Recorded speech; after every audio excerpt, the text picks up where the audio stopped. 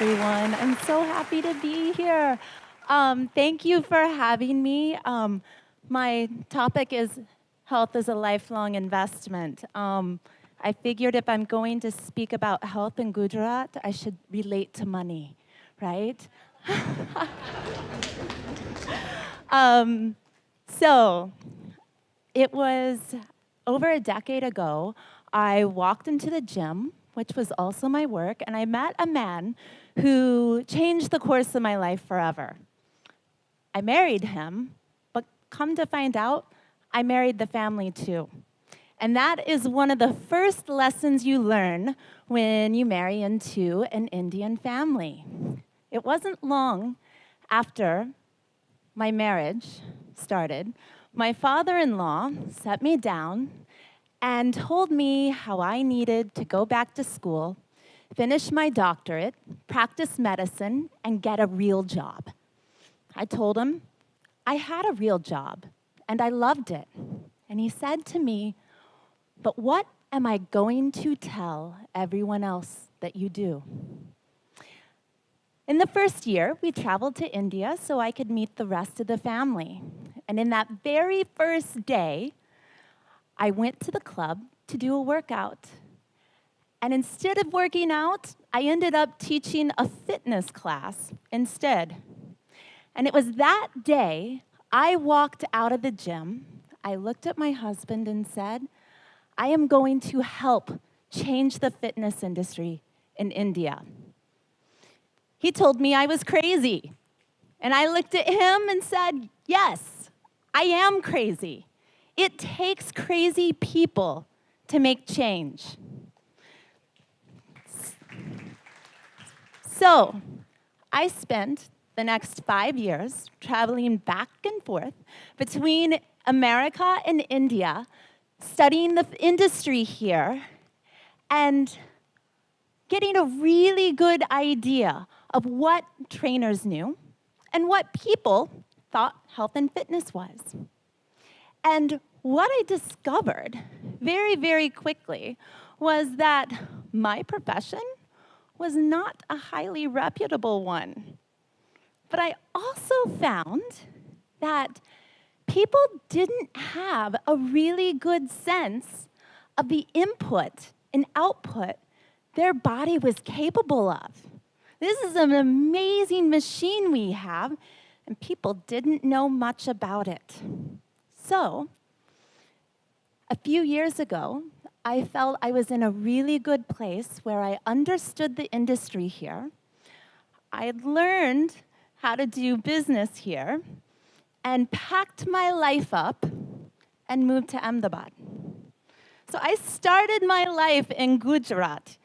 So I am very, very proud and happy that I actually get to do my talk here today. Thank you. Now, one of the key things I learned when talking with the general public, even though they didn't know a lot about the input and output, one of the biggest things was most people don't even know the definition of fitness. Yeah. So what I've done is I've spent a lot of time going around the country talking about health, fitness, and really getting people to start thinking in a different way.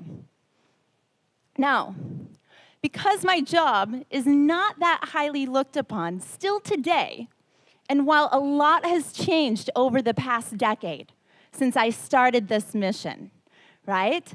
I still get people say to me, "So, you're just a trainer, are you?" Yes, I am a trainer by definition, right?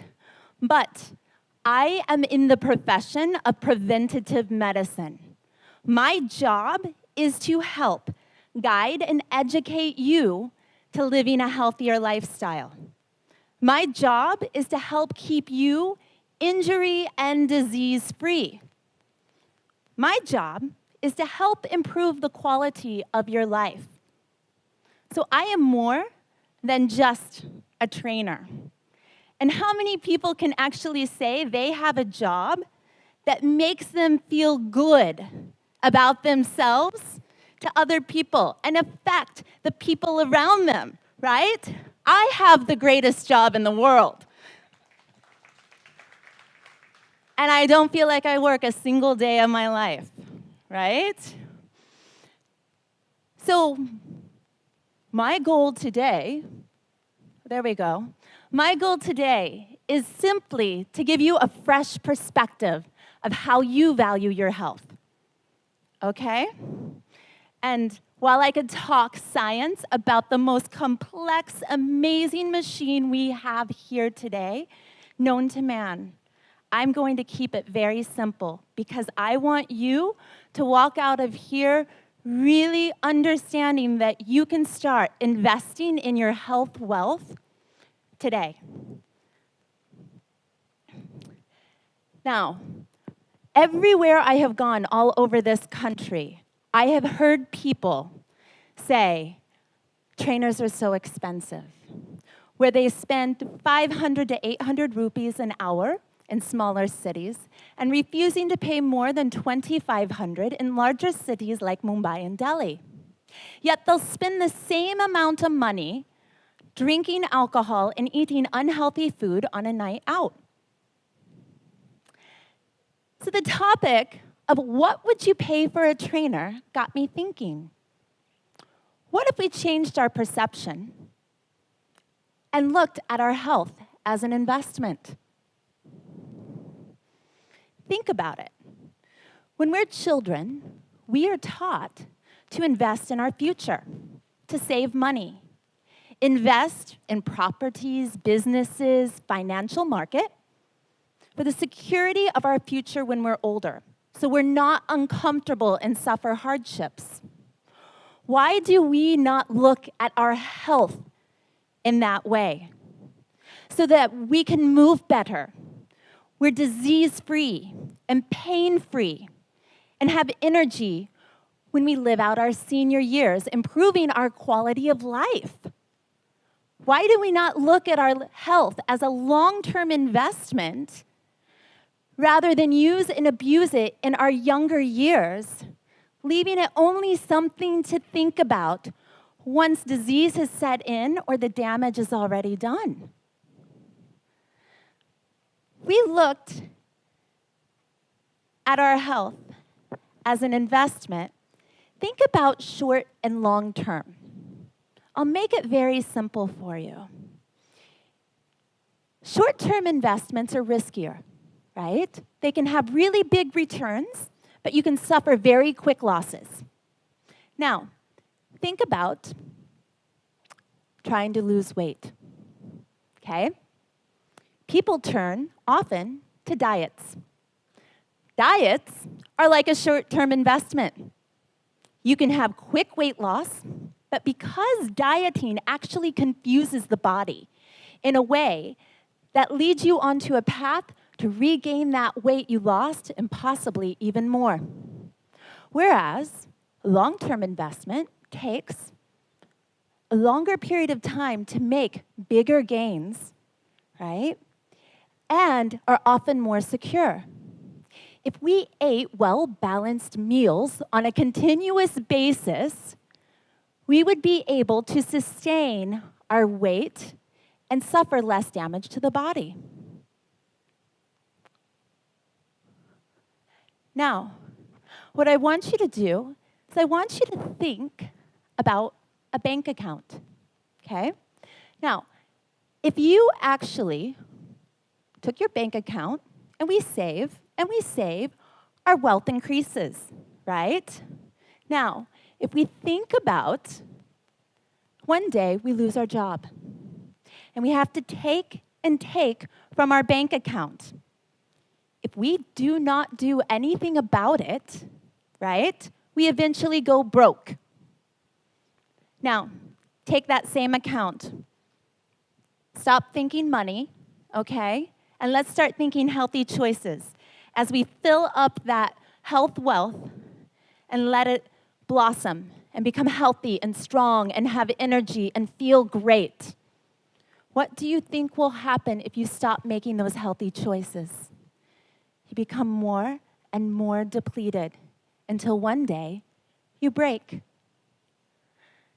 None of us want to be broken, health-wise or financially, right? So why are we not treating our health, the most valuable thing you will ever have from the moment that you are born to the day that you die, the one thing you go in and out with? Why are we not looking at it as something to value, to invest in? When we look at what we value the most, we often look at our families, especially in Indian culture. But we often then sacrifice our own well-being in order to give what we think is most important for our children. It is there where the vicious cycle actually begins. It is that transition from childhood to adulthood where we are taught that we have to stop investing in our own health. But the problem with that is, if we stop investing with our health, we're teaching our children to not invest in their health. Now, how many of you, and I know everyone's usually really shy, how many of you know someone with diabetes? Raise your hand. Yeah, how many of you? Keep your hands up. Now, how many of you know someone with heart disease? Yeah, that's quite a bit, and I'm sure everyone else with your hands down, you do know someone. 85% of children will live the same lifestyles that you bring them up in. If you do not invest in your health, you are essentially teaching your children how to have preventable diseases. And how many of you want to see your child on the bedside? None of you. I know everyone will be like, why are you even saying that? I know, it's a terrible thing, right? But it's the truth. It's the hard truth. Do you want to know the secret sauce? Do you want to know how simple it is to invest in your health? I am a trainer. I have not owned a gym membership in 15 years. I eat Indian food, breakfast, lunch, and dinner every day I am home. So I will argue with anyone who says they cannot do this. I manage to work out every day, and Indian food is one of the most healthiest meals there are. It's conscious living.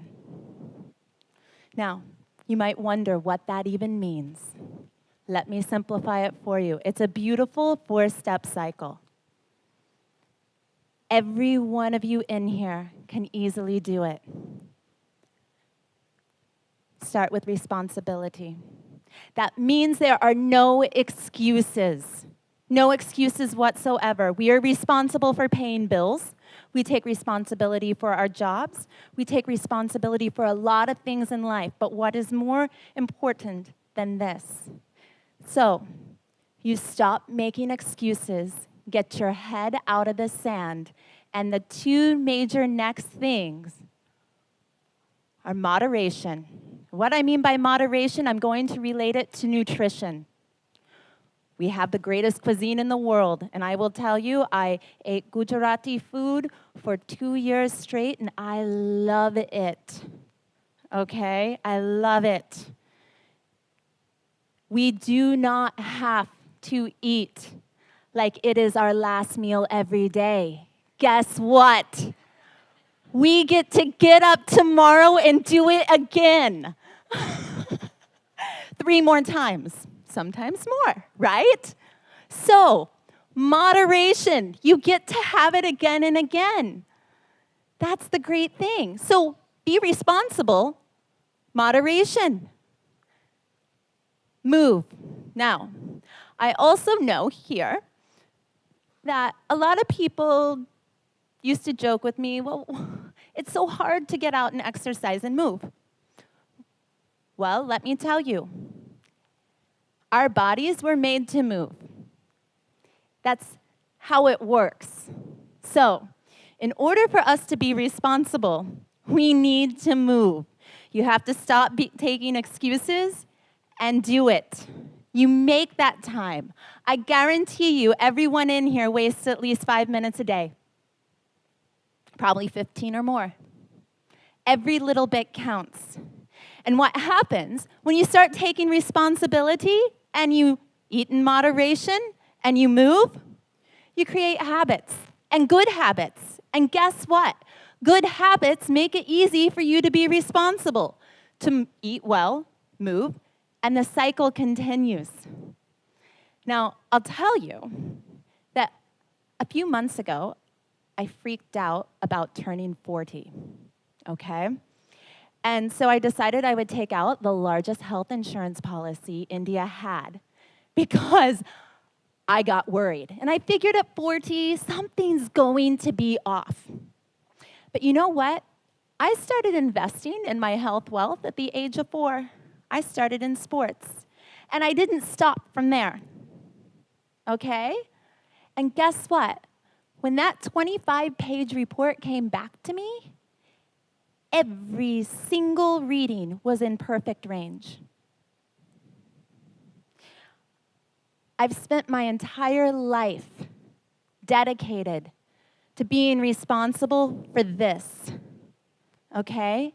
But the most important thing and the most rewarding thing to me is because of the actions and responsibility I have taken in investing in my own health, the lives that it has touched and changed. Not just here in India, but I've been able to present and teach all around the world. But the thing is here, we live in a country that is going down a very slippery slope. Very slippery slope of being sick and ill. And I would hope that we can learn from my old country where everyone got fat for that decade and a half and got really sick. Let's open our eyes. Let's take responsibility and start investing in your own health. So now you can start changing the lives, your life, but also those around you. And it's really something that is important that you have to take responsibility for now, because if our children do not learn it, they are going to be more sick, more diseased than what our generations are experiencing now. So I hope that you can start thinking of your health as an investment and not a financial burden or an excuse. Thank you.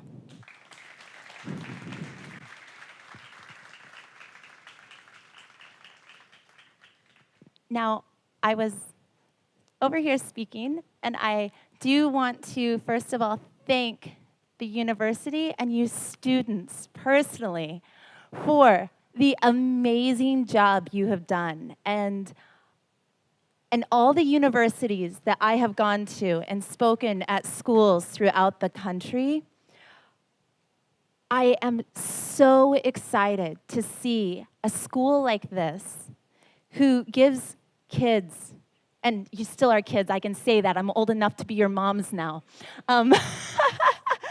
But I am so excited to see you guys having an opportunity for an education to actually follow your heart and study what you want. And it's a beautiful, beautiful thing. So you should applaud yourselves for the excellent work you guys did. It's so beautiful to see. And please keep following what you're doing, and you were wonderful.